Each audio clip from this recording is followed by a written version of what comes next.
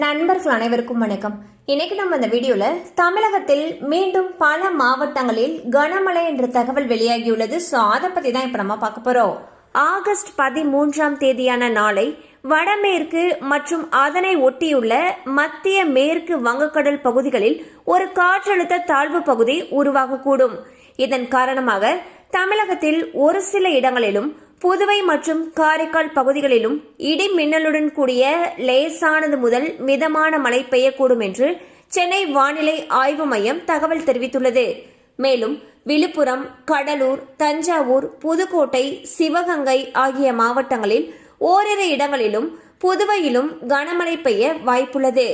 நாளை நீலகிரி, ராணிப்பேட்டை, திருவள்ளூரில் கனமழைக்கு வாய்ப்பிருப்பதாக சென்னை வானிலை ஆய்வு மையம் தெரிவித்துள்ளது.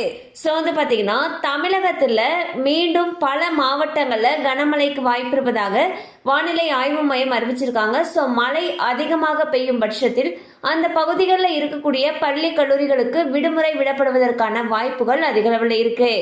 கண்டிப்பா இந்த அப்டேட் உங்களுக்கு பயனுள்ளதாக இருந்திருக்கும் நம்புறோம். மேலும் இது போல அப்டேட்ஸ் உங்களை உடனே ரீச் ஆகணும்னு நினைச்சீங்கன்னா நம்ம சேனலோட தொடர்ந்து இணைந்திருங்கள்.